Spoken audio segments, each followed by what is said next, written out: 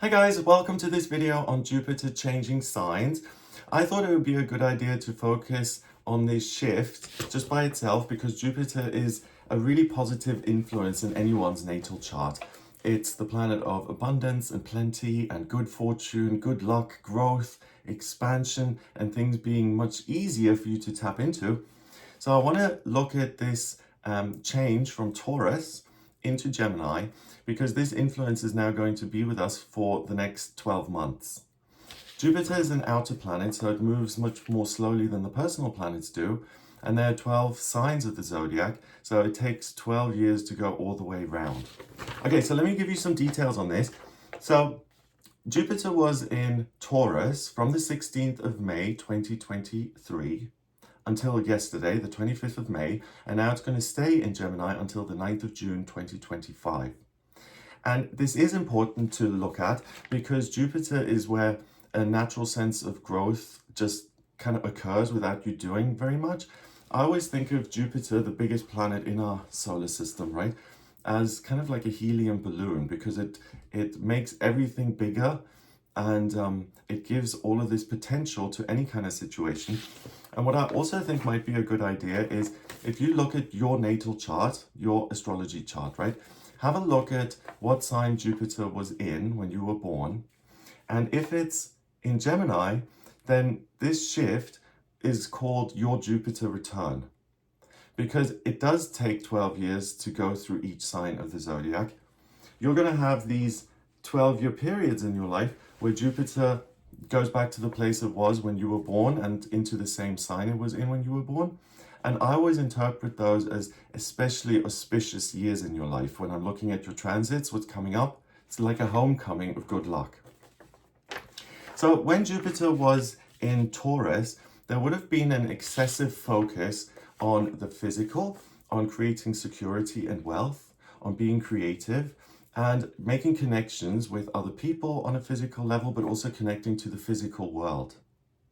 It was also very good at taking your ideas and allowing you or showing you the way you could give a form and a tangible structure to your ideas and to express them in a creative way or to make plans or changes so that your ideas are implemented. Taurus is also very good when it comes to taking charge of your environment and then adapting it so that it suits you. But it's also very good at kind of looking at money and finances, and it's got kind of an intuitive knack when it comes to how can I take charge of my finances and make them grow. The downside of Jupiter in Taurus was that there may have been a stronger unwillingness to change or to explore the unknown. So you may have noticed that your life, yes, has become more secure and you've made these connections, but that as far as your network or your experiences were concerned, they would have been more grounded and smaller than usual. There could have also been a lack of patience for anything that just exists in the realms of ideas and that hasn't got a physical form and shape and structure, unless it was your own ideas that you could then express creatively. So now that it goes into Gemini, and think of Gemini as, first and foremost, it's the third sign of the zodiac. And I mentioned this in the weekly horoscope a moment ago. We do have 12 signs of the zodiac, and you can look at that as a journey through life. And Aries is sunrise, Taurus is taking your first steps, Gemini is learning things and expressing yourself for the first time. And the first three houses in the traditional chart are known as quadrant 1. And that's very much about youth and enthusiasm and what am I going to build and create.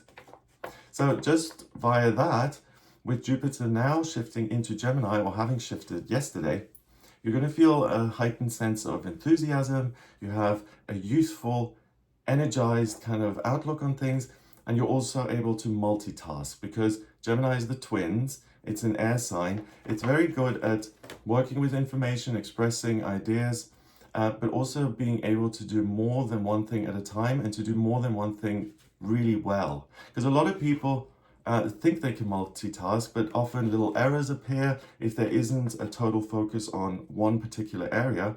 So you'll be able to get more done, you'll be able to learn more, and you'll also be able to problem solve much more easily. So Gemini is about exploring the world and the self and creating your own ideas, as well as exposing yourself to the ideas of others. It's very open-minded and willing to absorb as much information as possible in order to make sense of things. And to say, do you know what? I can back up my position because I've studied this, I've learned it. Or I can say something that's original and outside of the norm because I have had so much experience reading up on things and informing myself. So that immediately gives you a sense of expertise in certain areas and it builds your confidence. So with Jupiter now in Gemini, there's going to be an excessive focus on the unmanifest, the realm of ideas, communication, problem solving, expressing a different side of yourself. And I love that whenever I mention a side of yourself.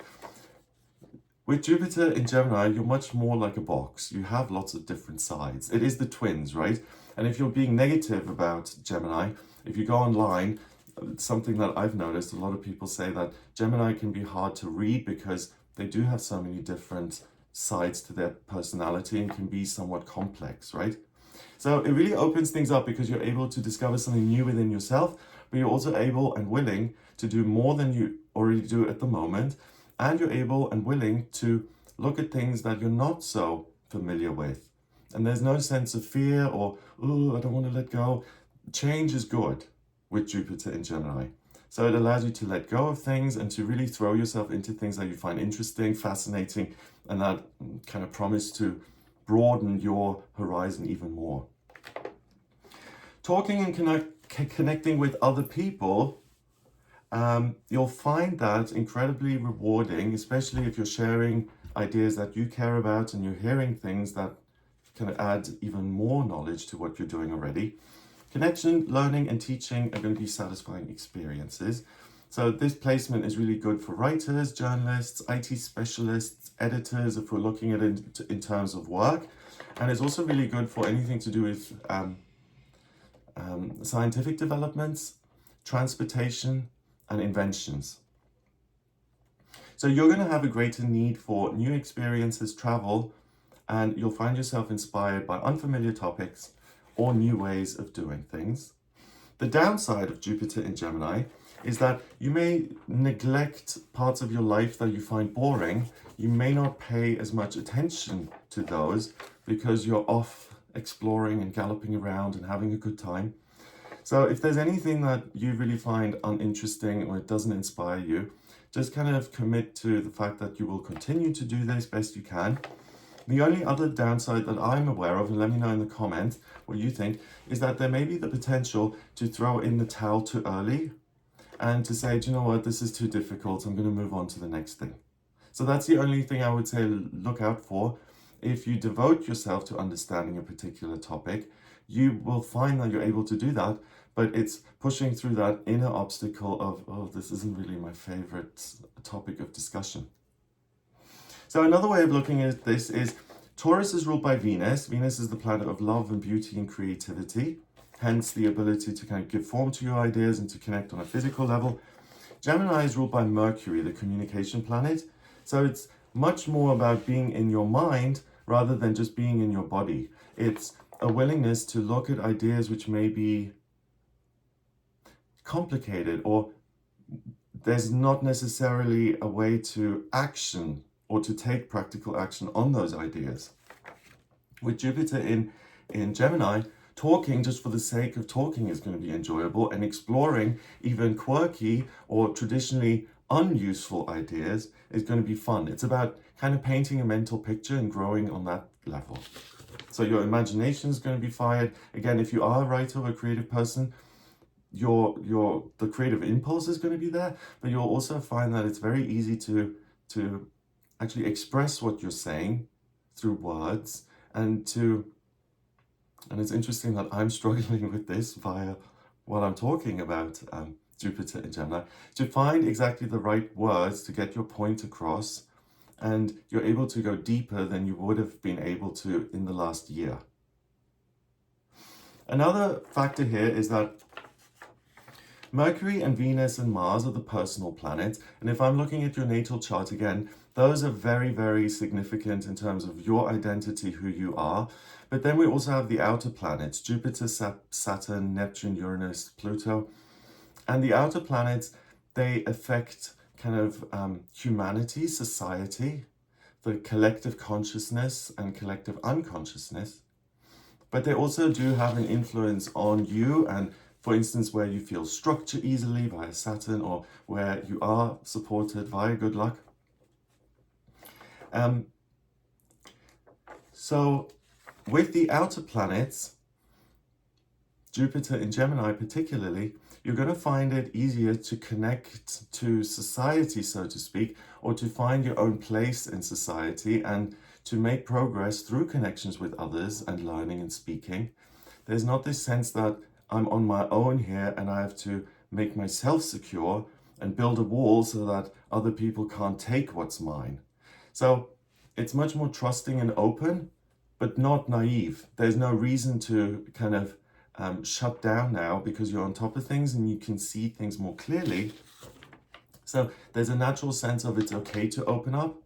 I don't need to secure everything as much. And it's okay to share who I am and to kind of dream a little bit and to follow paths or inner kind of prompts to pursue things which are just there to inspire me or to make me feel like, wow, I'm seeing things in a completely new way. So Taurus is fixed earth. The fixed signs, as it says in the name, are less likely to change, and it's a good thing via Taurus because it's able to build something solid and permanent, right? Gemini is mutable air, and mutable, like air, it kind of goes with the flow, and it's very changeable, and it's not so worried about having nothing to show for it or not having money in the bank account to be secure. It's really about the new experiences and giving yourself a sense of freedom through your ideas, and that the world is this interesting infinite place where you can have things which are outside of the norm, and it's much more about the dream than reality. It's also a shift from Taurus, earth sign, and the element of earth, which is feminine, and that's about responding and reading the room and saying, how do I respond to the room? And it shifts into masculine element, air, which is about, I'm not interested in the room so much, I'm interested in what I can contribute here and what I'm saying.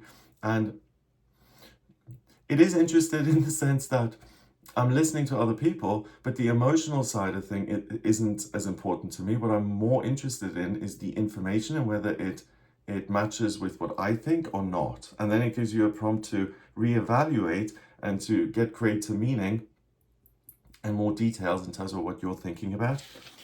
So overall, this is going to be a year until June 2025 that really supports you in learning and to bring a sense of the new into your life. And it's also the return of enthusiasm and motivation and optimism. You'll also have an easier time when it comes to making changes. You'll have an easier time letting go of circumstances that you may have really held on to. And I hope I've explained that in the sense with Taurus, it really wants to control money and assets in order to feel safe, right? But Gemini feels safe when it's learning new things and when it's opening up. So personal as well as physical changes are not going to be frightening or daunting anymore. Instead, they're going to feel exciting. And there's a sense of, wow, even though I may not have planned this, it's an amazing opportunity for me to grow. So in terms of the modes, we have the mutable signs, right? We've got 3 modes in astrology: cardinal, mutable, and fixed. And Gemini is a mutable sign. The other mutable signs are Virgo, Sagittarius, and Pisces. So those 4 signs are really, really going to benefit from this because it's something they can connect with naturally and it feels normal, so to speak. I think the cardinal signs are also going to benefit from this because if things are more adaptable and changeable, cardinal likes to take charge and to pioneer. And the cardinal signs are Aries, Cancer, Libra, and Capricorn. So you'll find you have more freedom and there's less resistance to you being in charge and acting based on your own ideas. And the fixed signs are Taurus, Leo, Scorpio, and Aquarius. And for you guys, the fixed signs, you may find that you're moving out of your comfort zone at times, and you'll find the greatest surprise in that, as in, wow, I'm willing to embrace things that aren't traditionally secure. And I also feel less frightened in terms of making changes. So a lot of the fixed signs will notice that the coming year is going to include a lot more changes than the previous ones have. So I hope that gives you an idea about this shift. I wanted to look at it on its own because I just love Jupiter as this positive influence. I hope it gives you an idea of what this is all about. If you'd like a personal reading with me, please get in touch via my website. It's gregoryscott.com. On the front page, click on Book Your Reading to order your reading with me. And in my personal readings, I use astrology, the tarot, numerology, as well as my intuition. To draw up your birth chart, I need your place of birth, date of birth, and time of birth. If you don't have the time of birth, then please order a chart rectification with me. That's a process where I manually work out your time of birth based on 10 or more significant life events that you've experienced. And that's kind of important because the chart changes every 4 minutes. So the more accurate the time, the more accurate the chart.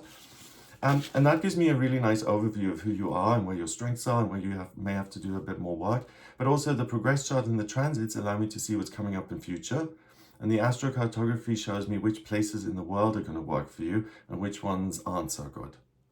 So if you're interested in any of that, then please do get in touch with me via the website, gregoryscott.com. Check out some of my other videos. I do a daily tarot reading on this channel. So if you'd like to watch that, then please consider becoming a member of my channel. That's also a wonderful way to support me if you have an interest in doing that. And I'd be super appreciative of that.